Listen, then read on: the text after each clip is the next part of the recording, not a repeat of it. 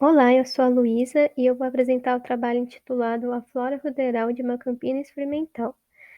O trabalho foi inscrito na categoria de artigo completo e ele se enquadra ali no eixo temático paisagismos e paisagem urbana. Os autores são o Caio, biólogo formado pela Unesp, as professoras doutoras da Unesp, Veridiana, Maria Solange, Marta, e eu, Luísa, graduanda em Ciências Biológicas pela Unesp. Introduzindo o tema, a gente pode primeiramente se perguntar o que são as plantas ruderais. As plantas ruderais são aquelas espécies que crescem de forma espontânea em beiras de ruas, sobre muros, telhados, calçadas, terrenos baldios ou habitações abandonadas. Elas são consideradas ali como indesejáveis e são encontradas em ambientes antrópicos, no caso aqueles que são modificados pela ação humana, e geralmente eles são as plantas ruderais ali são caracterizadas por serem compostas de plantas de crescimento rasteiro, podendo ser tanto nativa quanto exótica.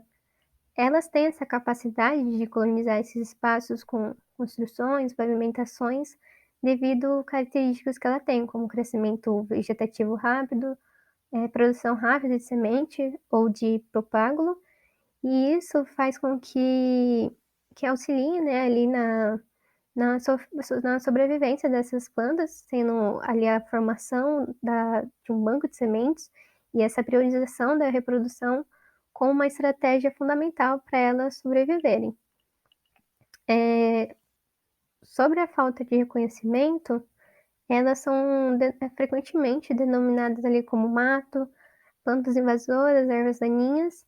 O que a gente sabe é que quando a gente olha na área da agricultura, é, elas acabam tendo ali uma conotação negativa, né?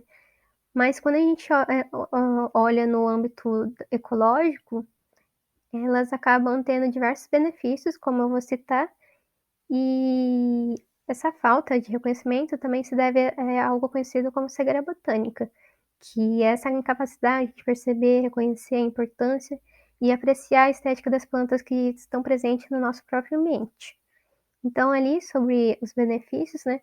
Essas plantas têm o alto potencial econômico para a gente, os seres humanos, servindo ali como fonte medicinal, alimentar, ornamental, serve ali também como forrageio ou na área da apícolas, né?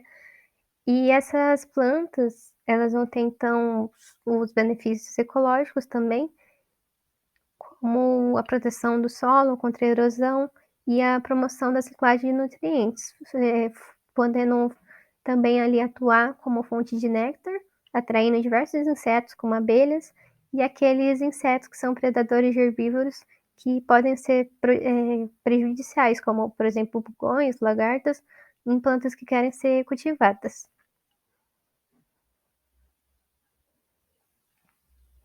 Então, como o objetivo desse estudo, então, foi caracterizar a flora ruderal da Campina Experimental do Cerrado. Como metodologia, então, a gente tem que o estudo foi realizado na Campina Experimental do Cerrado, que se localiza no pátio da Central de Laboratórios da Faculdade de Arquitetura, Artes, Comunicação e Design, que fica no campus de Bauru, da Unesp.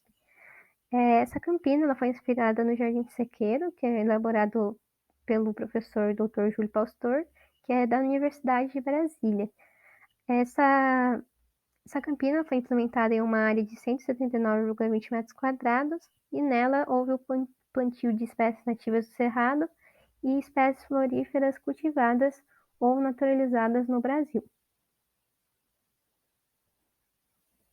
Então, essa tabela a gente pode ver as espécies introduzidas por semeadura direta. Então, a gente tem o aneto, o anis, margarida, amargoso, jumbobo, capim delpugão, capim membeca, entre outros. E a gente pode ver quanto à origem, termos como cultivada. Cultivada refere-se, né, a essa espécie de planta que é exótica e ela é semeada ou plantada ali pelo homem, e espécie naturalizada é aquela planta não nativa, ou seja, exótica, que consegue se reproduzir no local de introdução sem ter a necessidade do humano intervir.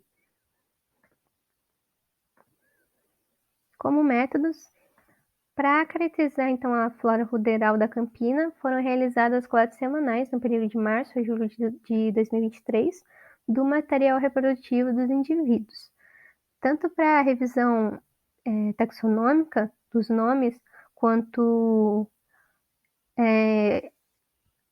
a terminologia, né, para caracterizar ali a origem. A gente utilizou-se da base de dados da flora e do fungo do Brasil, e as espécies que foram ali coletadas, elas foram posteriormente arborizadas e incorporadas ao acervo do Herbário UMBA, que é do campus da Unesp Bauru.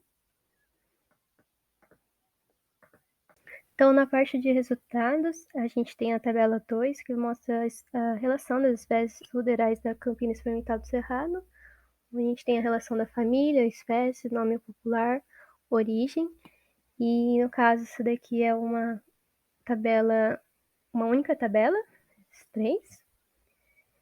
E aqui a gente, com isso, né, como resultado, a gente apresentou 59 espécies pertencentes a 42 gêneros e 20 famílias que a gente pôde observar, onde a gente pôde observar, né, que as famílias mais ricas em espécies, em número de espécies, foram a Asteraceae, com 12 espécies, Poaceae, com 11, e a Ciperaceae, com 10, concentrando cerca de 55,9% da riqueza específica. Já quanto à origem, a gente vê que a maioria são espécies nativas, constituindo cerca de 59,3% da flora ruderal, seguida por aquelas naturalizadas, que foi de 32,2%.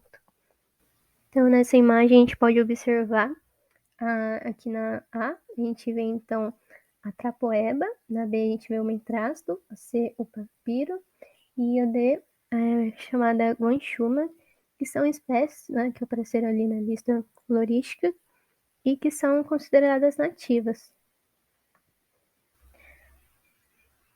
Como a gente pode observar em diversos estudos e inventários florísticos com as plantas ruderais, tanto a família Asteraceae como a Poaceae, elas são sempre as mais ricas em espécies, o que demonstrou assim que existe uma similaridade florística entre as cidades brasileiras.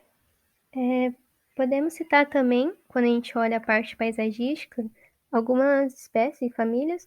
No caso, a gente pode citar esse Setaria parviflora, que ela vai sobressair ali devido à sua inflorescência em forma de espiga, o que contribui ali para dar volume à planta. Já quando a gente fala das espécies da família Ciperaceae, elas vão ter um papel significativo tanto na composição florística como ecológico nas áreas antrópicas.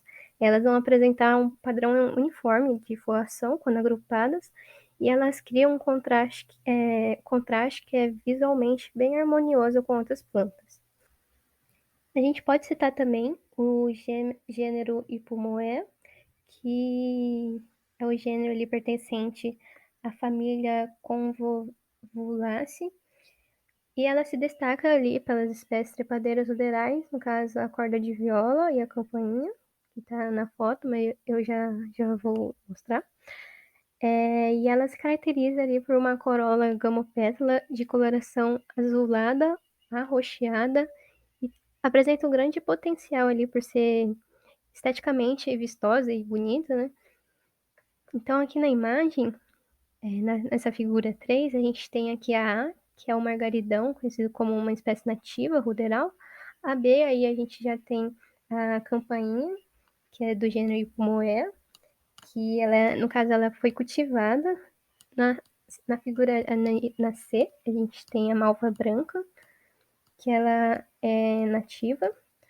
A D, ela não apresenta nome popular e não tem informação se ela é cultivada, nativa, mas ela chama Scutellaria nervosa.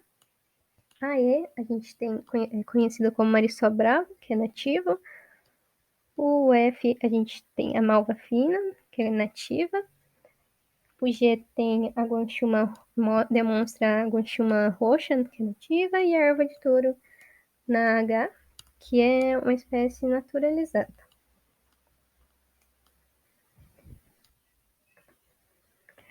Então, como conclusão desse estudo, a gente tem que a Campina Experimental do Cerrado, ela apresenta uma alta riqueza e diversidade em espécies ruderais, com a predominância de espécies nativas.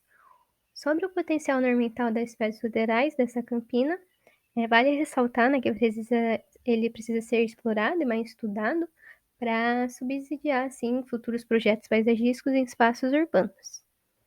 Então, aqui estão as referências bibliográficas. E é isso, obrigado.